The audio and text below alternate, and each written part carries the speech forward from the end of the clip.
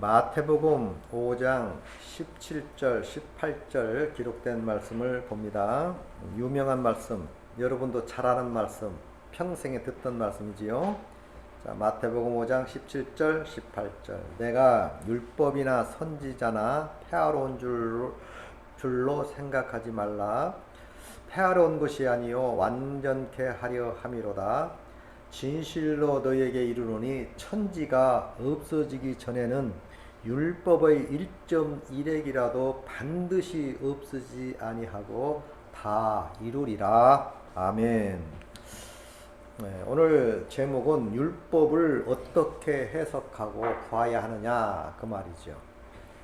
네, 오늘날 우리 기독교인이라고 하는 성도들 보면은 그 율법과 그 복음에 대한 그것이 정리가 안 돼 있는 사람이 많아요. 그러다 보니까 헷갈려. 지켜야 되는지 말해야 되는지 율법이 뭔지 이게 한마디로 머릿속에 뒤숭숭 같아. 정리가 안 되니까. 자, 오늘 말씀을 들으면서 잘 정리하시기 바랍니다. 자, 여기 보니까 예수님이 직접 하신 말씀이지요. 내가 율법이나 선지자나 폐하러 온 줄로 생각하지 마라. 폐하러 온 것이 아니다. 완전케 하려 함이니라. 내가 진실로 너에게 이르노니 천지가 없어지기 전에는 율법의 1.1핵도 없어지지 않고 다 이루겠다. 이 말이거든요.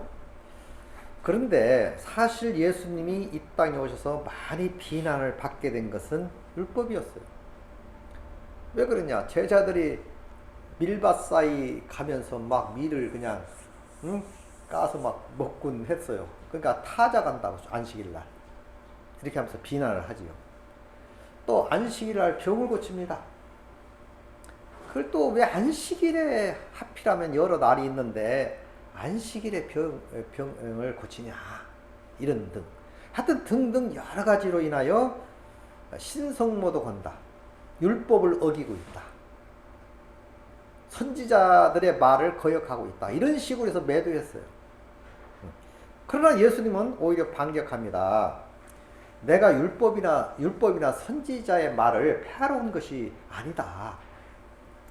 폐하러 온 것이 아니요 도리어 완전케 하려 합니다. 이루려 왔다. 이 말이거든요. 자, 이 말 뜻을 우리가 잘 이해를 해야 돼요. 자, 성경에 양면성이 있어요. 어느 쪽에 보면은 폐해졌다. 삭제됐다. 또 변경됐다. 이렇게 돼 있거든요. 또 어느 곳에 보면 오늘 본문 말씀에도 율법은 1.1핵도 없어지지 않고 다 이룬다. 자, 그러니까 어떤 현상이 벌어지냐? 이게 쌍립이 쓰지요.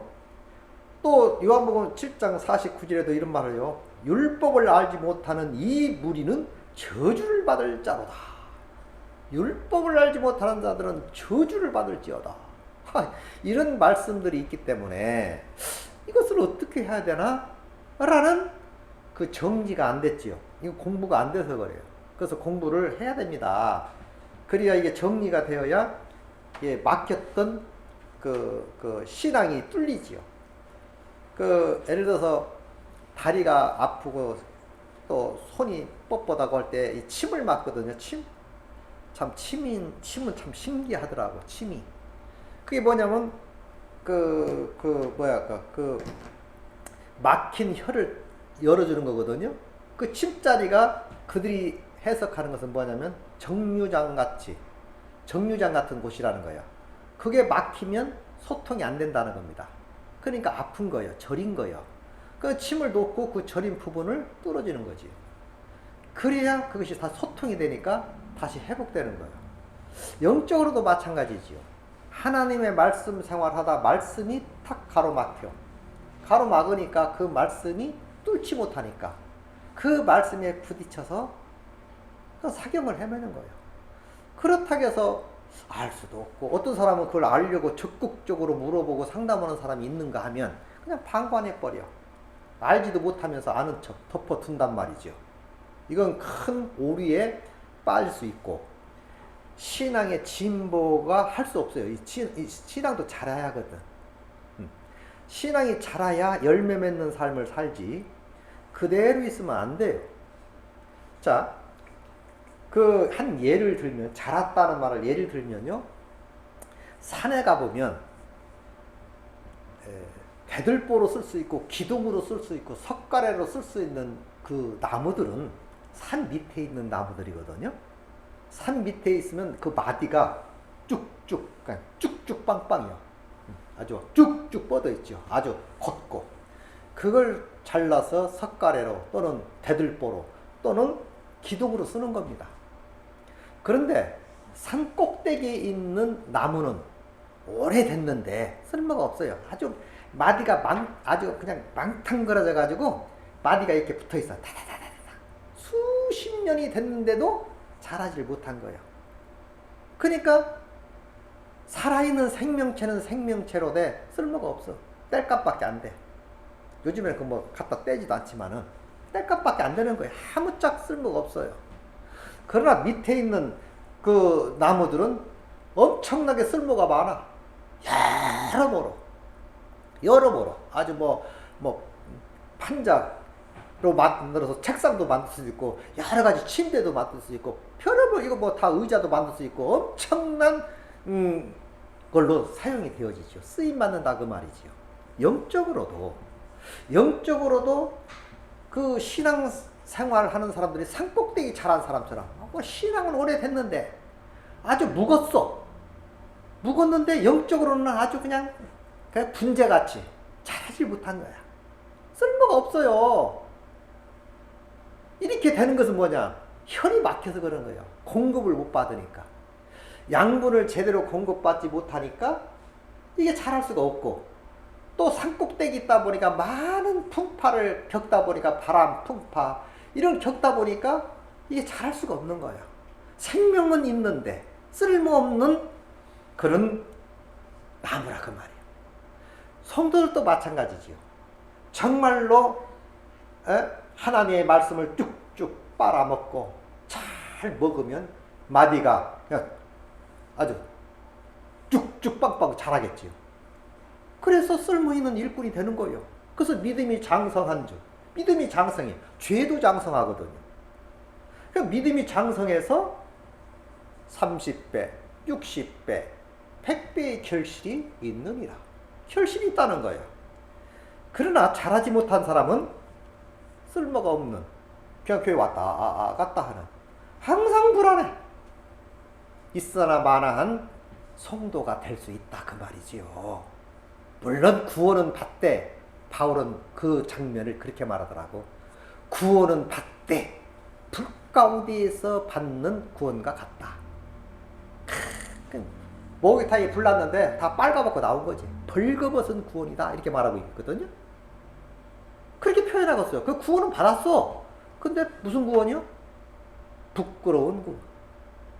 아무 상관이 없어. 같은 시간에 예수 믿고 같은 시간에 하나님을 섬기면서 정말 칭찬받고 잘했다 칭찬받는 성도가 있는가 하면, 예? 아무것도 상도 없이 강도 같은 강도 구원이지 뭐. 강도 구원은 구원은 받았어도 그게 불 가운데서 받는 구원인데 아무 한 일이 없잖아요. 예?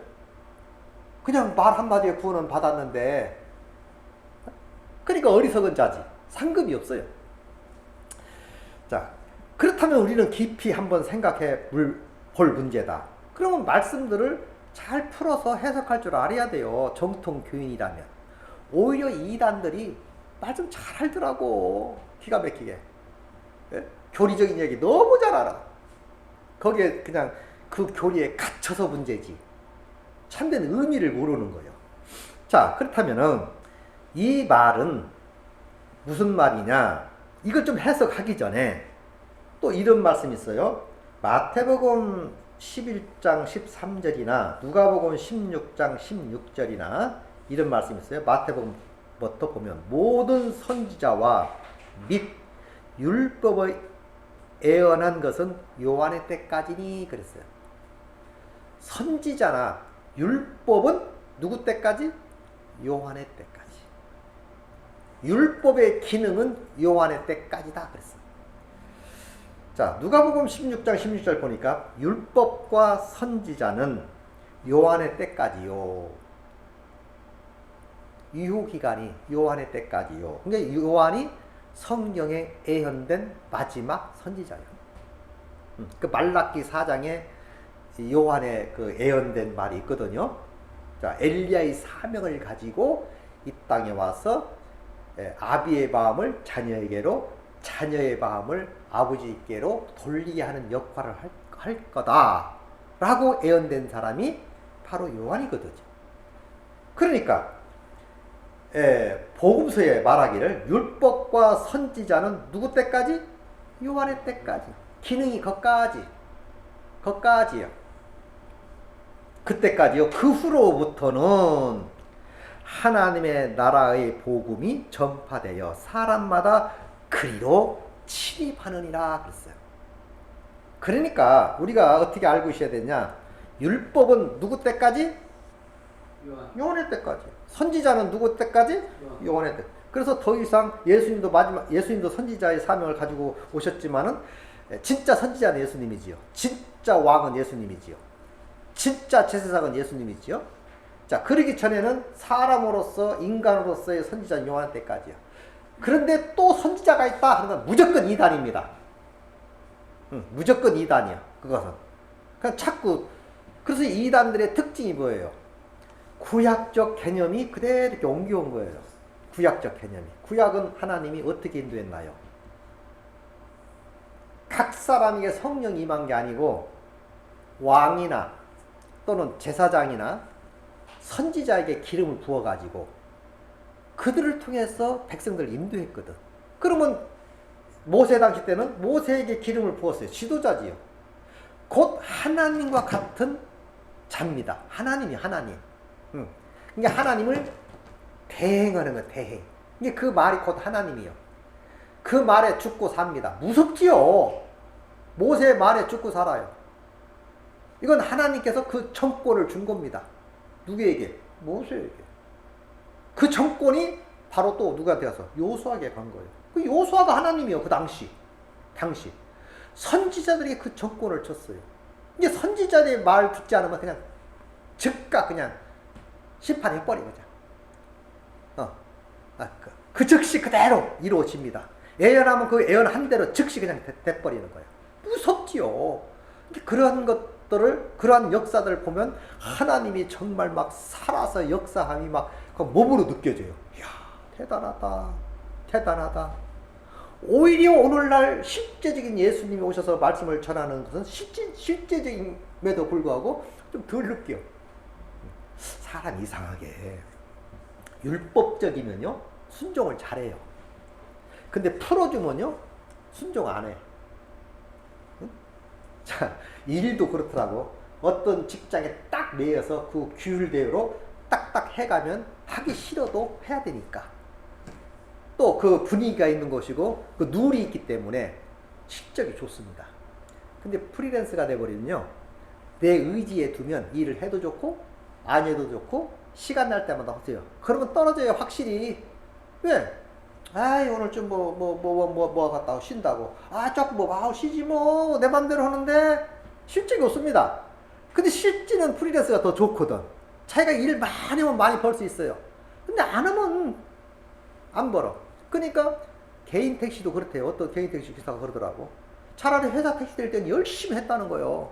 개인 택시 살라고. 개인 택시 딱 사니까 맨날 받쳐놓고 엉뚱짓만 하고 다니고 그냥 타방에 앉아서 옛날에 그러고나 다니고 내건데 뭐 돈을 못 버는 거요. 자기가 이제 소차장이 되니까 이런 장단점이 있다 그 말이에요. 그런데 사실은 내 개인 택시 내 차니까 그놈 가지고 열심히 일하면 회사 차보다 더 나을 거 아닙니까? 돈 많이 벌 수 있잖아요. 근데 그렇지 않아요. 정신이 썩었어. 복음도 마찬가지라는 거지. 율법 안에 있을 때는 그 율법 외에 있을 때는 막 주둥둥살도 지금도 그래요. 지금도 율법적인 사람들은요 잘합니다. 응? 그런데 복음을 깨달으니까 다 자율성이요. 내가 하나님이 됐잖아. 하나님의 자녀잖아. 네가 알아서 하세요. 찬양하려면 하고 헌금 하려면 하고 말라면 말고 기도하려면 하고 교회 예배 드리려면 드리고 원래는 그렇게 돼 있어. 원래는. 근데 자율적으로 맡기면 더 잘해야지요. 주인의식을 가지고. 근데 그렇지 않더라고. 이상스럽게. 그냥 회의해. 누가 잔소리해야 그 말을 들어. 그래서 이런 말이 있어요. 헌금도요. 교회에서 옛날에는 잠자리 채라겠지. 우리 어쩔만 해도 이렇게 돌려야 헌금이 많이 나온대요. 자율적으로 맡기면 안 넣는데요. 실제 그렇습니다. 실제. 근데 자율적으로 맡기면 더 잘해야 하거든. 감사해서. 예. 그러니까 그것이 뭐냐. 이목을 보는 거예요. 옆에 사람 헌금은 난 안 할 수 없으니까. 얼마라도 이렇게 한단 말이에요. 예를 들면. 그게 효과적이나 그건 율법적인 거예요. 사실은. 그러나 자율적으로 그냥 물론 믿음이 있는 사람들이야 그런 거 따지지 않고 이렇게 가지요. 네? 근데 믿음이 없는 사람은 그냥 떼빵 해버리지. 그러니까 율법적이면 오히려 모든 게 다 통솔이 잘 되고 더 좋아요. 사실 어떻게 보면. 그러나 그 복음이 아니라 이 말이요. 그건 하나님의 방법이 아니란 말이요. 자, 우리는 종이 아니거든요. 이래라 저래라 해서 수동적인 사람들이 아니거든. 우리는 하나님의 자녀로서 아들로서 하나님의 집의 일꾼으로서 절로 해야 될 줄 믿습니다. 주인 역할을 해야 되는데 그 종되었던 집에서 벗어나지를 못하는 거예요. 그 생각이. 그래서 회의에 빠져요. 자, 어쨌든요.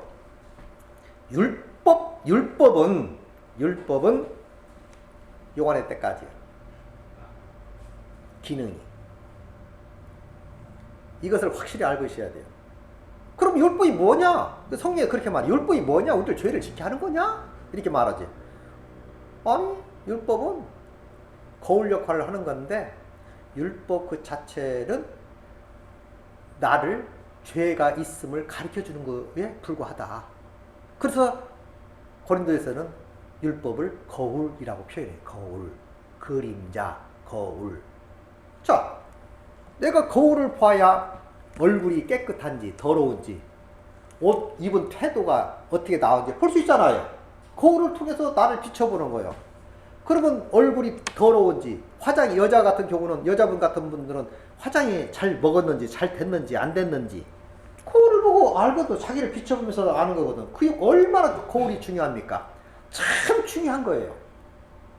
그리고 얼굴이 잘못됐으면 다시 하면 되고 고치면 되고 뭐가 지저분하면 다시 물로 가서 씻으면 되는 거고 거울을 보니까 머리가 잘못됐어. 그럼 다시 감으면 되는 거 아닙니까? 그런데 잘못됐어. 거울 보니까 잘못됐어. 그러면 그 거울에다가 막 문대는 게 아니거든. 거울에 문대면 되는 거예요? 율법은 거울과 같아서 율법 자체가 나를 의롭게 할 수 없는 거예요. 깨끗게 할 수 없어요. 그 기능이 없습니다. 그런데 어디서 배웠는지 몰라도 그 잘못 배운 거지. 저도 잘못 배웠지. 어렸을 적에. 목사님들 통해서 성도들이 뭐 알아. 목사님들이 잘 가르치면 가르치는 대로 살아왔지. 그러니까 율법을 지켜야 된다는 소리를 엄청나게 들었기 때문에 그걸 지켜보려고 그렇게 노력한 거 아닙니까? 율법대로 살라고. 지켜 살라고. 그러니까 율법주의자가 되어서 은근히 내가 잘 지키면 남을 무시해요. 저거 못하고 나는 잘하는데. 이렇게 되는 거 비교하는 거예요. 나는 잘하는데 쟤는 못해. 그가 또 신앙이라고 언제까지 그따위로 신앙생활을 하겠냐고 또 그렇게 책망을 받았어요.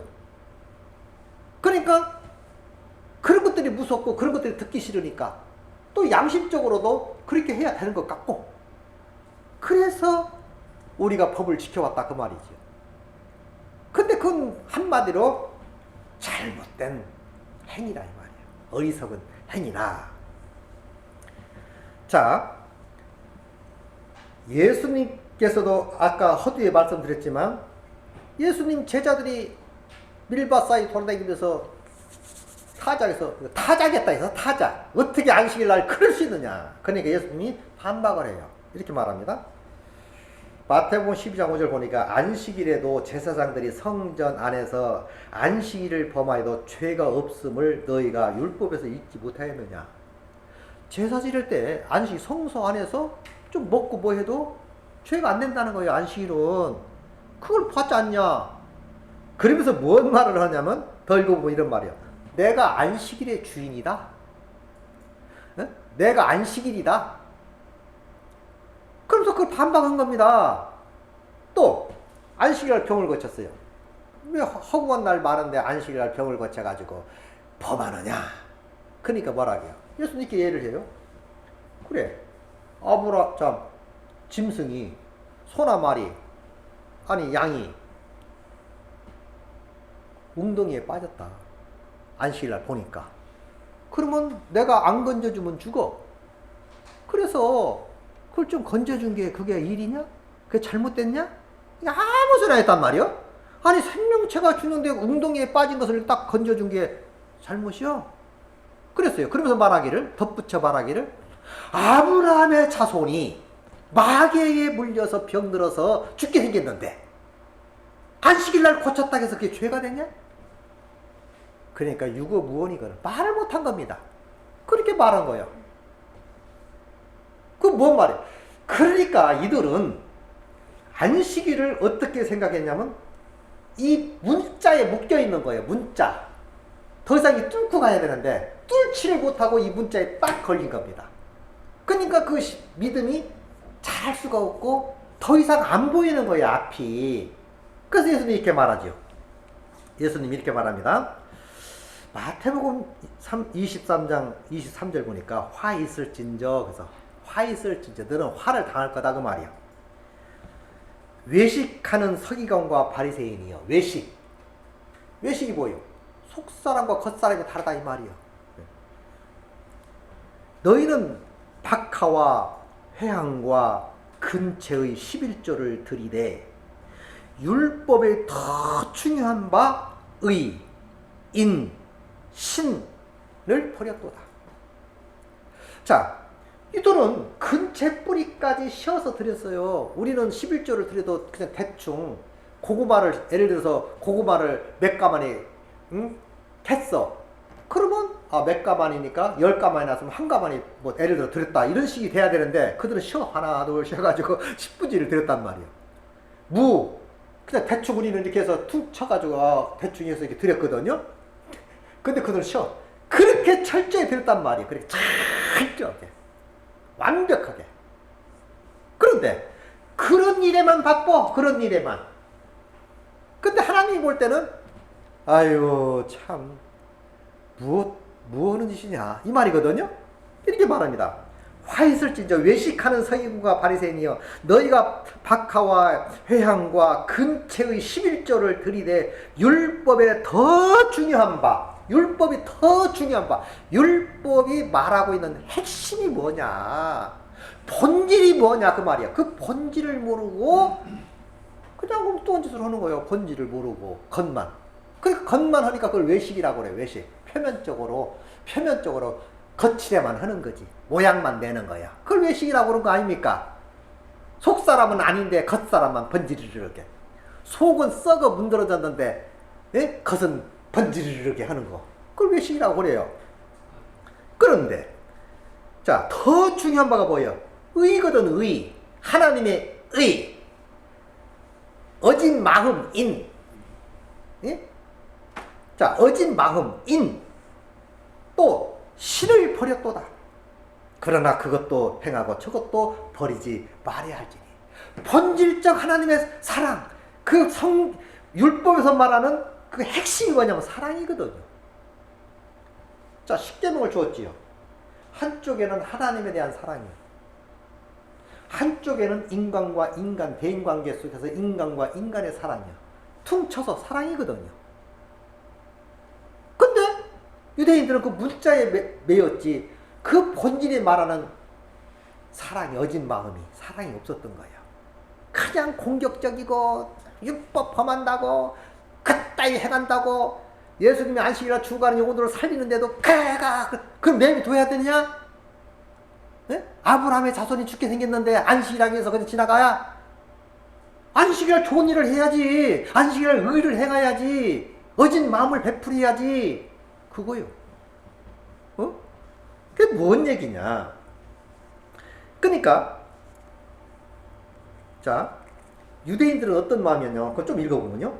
11절 누가복음 11장 10장 43절부터 45절까지 세 절 읽어볼게요. 너희 바리새파 사람들은 화를 입을 것이다. 너희는 회당의 높은 자리를 즐겨 찾고 장터에서 인사받기를 좋아하고 아주 그냥 그러니까요. 그 당시 그 유대 백성들은 그랬대요. 납비들이 지나가면 야, 저 선생님이 가신다. 가서 인사드리고 한 말씀을 여쭈어보라. 이렇게 했거든요. 그러니까 인사하고 선생님 한 말씀 해주세요. 그런 것을 좋아해서 유대인들이 그 지도자들이 석이 긴 가운 입고 거룩한 아주 외식이지. 아주 폼만 아유 그냥 개폼 잡는 거예요. 개폼 진짜로 입에 담기도 폼 잡고 긴 가운 입고 천천히 걸으면서 사람들이 많은가 안 많은가 쭉 보고 사람이 많은 어귀에 서서 오 주여 하고 또 기도한다? 그러면 많은 백성들이 야 저 선생님이 기도하고 계셔. 그런 걸 좋아했어요. 그런 걸. 그래서 예수님이 그걸 꼬집는 거 아닙니까? 너희 바리새파 사람들은 화를 입을 것이다. 응? 너희는 회당에서 높은 자리를 즐겨 찾고, 어디가 제일 높은 자리냐? 즐겨 찾고, 장터에서는 인사받기를 좋아하고, 너희는 화 있을지어다 44절. 너희는 드러나지 않는 무덤과 같다. 사람들은 무덤인 줄도 모르고 그 일을 밟고 지나다니다. 감각도 없이 다니는 거예요. 무덤인지 길거리인지도 모르고 밟고 다니더라. 그게 유대인들의 모습이었습니다. 응? 그러니까 예수님이 계속해서 이 말을 하니까 한 율법사가 이렇게 말해요. 한 율법사가 예수께 대답하여 가로되 선생님 그렇게 말씀하시니 우리까지 모욕하심이다. 왜 자꾸 우리를 화있을저 하고 우리를 모욕하십니까? 이게 유대인입니다. 유대인들의 모습이 뭔지 알아요? 항상 자기들은 제외시키고 말을 했어요. 자기들은 제외시킨 거 자기는 거룩하고 착하고 아름답고 완벽하고 깨끗하고 하나님이 자기만 사랑해. 그러니까 우리는 제외시켜야 돼. 왜 우리까지 그 넣어가지고 우리를 모욕합니까? 예수님께 그렇게 질문하고 정신 나간 사람이지요. 응? 그래서 바울도 이런 말을 하지요. 로마서 2장 23절 보니까 율법을 자랑하는 내가 율법을 범함으로 하나님을 욕되게 하느냐. 사실은 유대인들은요 율법을 범하고 노골적으로 범하고 살았어요. 그러니까 오늘 사기꾼들도 진짜 사기꾼들은요 법을 이용해서 사기치거든. 법을 이용해서 그 편한 법을 이용해서 법을 피해가면서 사기치는 게 진짜 고도의 나쁜 놈들이지. 바로 이 사람들이 그렇게 사는 거예요. 율법을 지킨다 하면서 그것을 옹호한다 하면서도 그걸 이용해서 죄를 범했거든. 예수님이 딱 보니까 그게 확 보이는 거 아닙니까? 응? 그 막 핍박하고. 그러니까 예수님이 그렇게 말씀. 나는 율법을 폐하러 온 게 아니요. 천지가 없어져도 율법은 1.1핵도 없어지지 않고 다 이룰 것이야. 이렇게 말씀하셨거든. 무슨 말이냐? 구약 당시 때의 복음은 율법이었어요. 다시 말하면 구약 당시 때의 율법은 하나님이 예수입니다. 예수를 지칭하는 거 아닙니까? 또 신약 당시의 복음은 뭐예요? 예수 그리스도 아니에요. 예수님이 실제 오셨으니까. 그러니까 이 나다넬이라는 사람이 이런 말을 해요. 요한복음 1장 45절 보니까 기가 막힌 말을 하는데 빌립이 나다넬을 찾아 이르되 그렇지. 빌립이 말한 거지. 나다넬에게 전도하면서 빌립이 나다넬에게 이르되 모세가 율법에 기록하였고 여러 선지자가 기록한 그 일을 우리가 만났으니 요셉의 아들 낫사렛 예수라. 모세가 말했고 여러 선지자가 기록한 그를 내가 만났다. 근데 그가 누구냐? 낫사렛 예수라. 우리 한번 가보자. 그래가지고 나다나엘이 예수님 제자 된 겁니다. 그러면 이 사람들은 어떻게 한 거야? 야, 모세의 글을 알고 있었던 거예요. 선지자의 말들을 알아듣고 있었던 거예요. 뭔지는 몰라도 어쨌든. 근데 예수를 만나고 나서 나다나엘에게 전도하면서 말하기를 모세가 기록한 거 있지? 선지자들이 말한 그 내용들이 있지? 그게 바로 예수인데 요셉의 아들 나사렛 예수라. 그래 가보자. 이렇게 된 겁니다. 그러면 그러니까 예수님의 제자들이 멍청하다 뭐하다 하지만 나름 굉장한 믿음이 있는 거예요. 이 믿음이라는 건 지식으로 되는 게 아닙니다. 예? 지식으로 되는 게 아니에요. 어쨌든 알만한 사람은 알고 있었다 그 말이야. 그 당시 때에도. 그럼 오늘날 우리도 확실히 알고 있어야죠. 확실하게. 누구에 대해서? 예수 그리스도에 대해서. 그러면 예수님 자신이 율법과 선지자는 요한의 때까지기 때문에 기능이 그때 끝났어요. 율법의 기능은 없다고 이제. 끝났다고요. 예수님 자꾸 그런 말 하잖아. 바울도 그랬고. 예수의 육체로 폐해졌다. 변경됐다. 이걸 세계명이라고 하지 않습니까? 그러니까 다시 말하면 율법이 그 조항이 없어졌다 그 말이에요.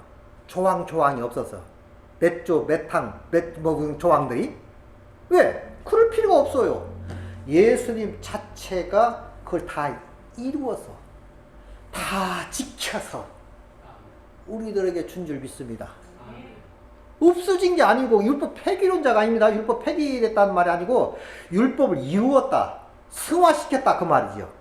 이루어서 율법을 지켜서 이루어서 하나님의 뜻을 이룬 자가 예수님이요. 그게 나는 파괴자가 아니야. 이룬 자지. 그래서 내 말을 들어. 그러면 너도 이룬 자가 되니까. 이런 뜻이거든요. 그러면서 바울은 이렇게 말하죠. 로마서 14장 8절 보니까 피차 사랑의 빛 외에는 아무에게도 아무 빛도 지지 말라 그랬어. 사랑 외에는 빛지지 마라. 그래놓고 말하기를 남을 사랑하는 자는 율법을 다 이루었느니라 그랬어. 또 말합니다. 10절. 사랑은 이웃에게 악을 행치 아니하나니 그러므로 사랑은 율법의 완성이라 그랬어요. 이 말씀이 잘 믹서기 돼야 돼요. 무슨 뜻인지. 사랑은 율법의 완성이요. 자, 사랑 외에는 아무 빛도 지지 말라. 남을 사랑하는 자는 율법을 다 이루었다 그랬고, 사랑은 이웃에게 악을 행치 아니한다 하면서 말하기를 사랑은 율법의 완성이다 그랬어. 그러면 사랑이라는 말은 율법을 이루어진 것이고 완성된 것이다 그 말이야. 왜 그러냐? 이 말이 합당한 게 율법 자체가 사랑이거든요.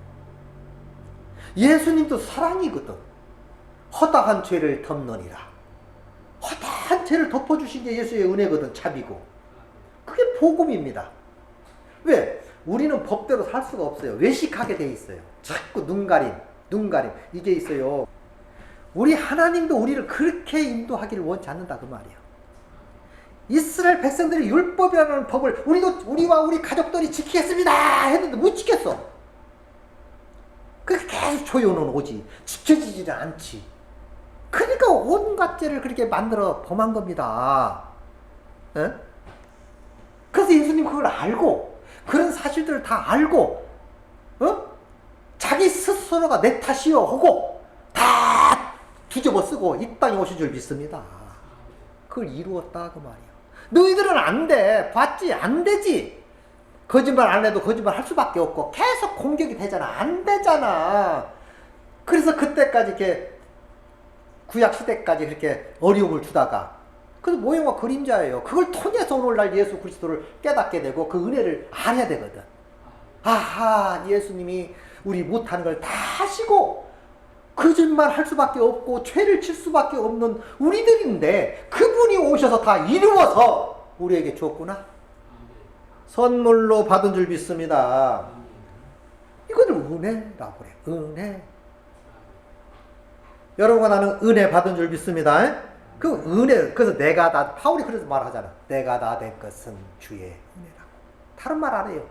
내가 나 된 것은 주의 은혜였어. 나는 율법으로는 흠이 없는 자였어. 나는 율법으로는 완벽한 자였어. 그러나 항상 찝찝했고 힘들었어. 그런데 내가 예수를 만나고 보니 이전에 내가 그렇게 즐겨 지켰고 좋아했던 걸 다 폐설물로 여겨버리고 내가 가진 의는 그를 믿음으로 그분이 준 믿음이라 이거야. 의라 이거야. 그래서 예수님의 의를 얼마나 자랑합니까? 빌립보 3장에 보면 이렇게 되어 있는 겁니다. 유대인들은 스스로가 천국의 역사를 가졌다고 주장, 사실 맞는 말이거든요. 그런데도 예수님은 이렇게 비판합니다. 누가복음 11장 46절 또 52절 보니까 가라사대 화했을진저 또 너희는 율법사여 너희 율법사여 자기 어려운 짐을 사람에게 지우고 너희는 손가락도 이 집에 대지 않는다. 그러니까 손가락도 하나도 까딱지 않는 거예요. 다 어려운 사람들이 짊어지고 네가 잘못하고 네가 다 손가락 하나 까딱지 않는 거예요. 그것을 법을 이용해서 화했을진저 너희 율법사여 너희가 지식의 열쇠를 가지고도 너희도 들어가지 않고 또 들어가고자 하는 자도 막느니라 하느니라. 참 이게 우리가 이렇게 지금 이렇게 보면 왜 이렇게 저 멍청하게 저랬을까? 어떻게 저렇게 멍청하게 저랬을까? 라고 생각할 수 있는데 오늘날도 그렇습니다. 오늘날도요. 가만히 보면 나부터 그럴 수 있어. 이 구원받았다, 은혜 받았다는 것은 뭘로 평가할 수 있느냐? 절대로 이 말 몇 마디 가지고 되는 게 아니에요. 물론 그게 아니라는 건 아니지만 말로 고백하고 시인하는 건 나는 이런 말씀에 의해서 구원받고 이런 말씀에서 은혜 받고 다 중요합니다. 많은 그것만 가지고 평가할 수 없어요. 삶의 변화가 없으면 그건 구원이 아니야. 다 짤 수 있어. 문자에 맥힐 수 있어. 변화라는 게 뭡니까? 용서하는 마음이 있고 너그러운 마음이 있고 투기 질투가 사라지고 돕고자 하는 마음이 없어지고 편안해요. 그냥 하나님이 지금까지 나를 이끌어 주었으니 앞으로도 잘 도와줄 것을 믿어줘. 그걸 소망이라고 하지 않습니까? 소망이 생기고 이게 구원받은 사람의 삶입니다. 그 두름이 변하여 내 노래가 되고 한숨이 변하여 기도가 되는 거 아닙니까? 그런데 앵무새같이 유대인들처럼 입은 무성한데 내면은 항상 쪼이고 있어. 내면은 항상 불편해. 항상 문제가 있어. 구원받은 아니에요. 받았다 할지라도 지식적 구원이요. 산 꼭대기에 있는 앙탈맞은 그 나무에 불과하단 말이야. 아무 쓸모없는. 해도 그건 외식에 불과하지요. 마음속 깊은 곳에서부터 철로 하나님을 찬양하고 기쁘게 해야 될 줄 믿습니다. 응? 그래서 성경에는 분명히 말하잖아요. 율법의 행위로는 절대로 의로워질 수 없다고. 아주 결론집니다. 율법은 안 돼. 로마서 3장 20절 유명 말씀. 여러분도 알고 나도 알고 잘 아는 말씀이지만 그러므로 율법의 행위로 그 앞에 의롭다 하심을 얻을 육체가 없나니 율법으로는 죄를 깨닫게 하는. 율법은 죄를 깨닫게 하는 기능밖에 없어요. 용서의 기능이 없어. 그러니까 율법에 매달릴 이유가 없는 거예요. 용서할 기능이 없으니까.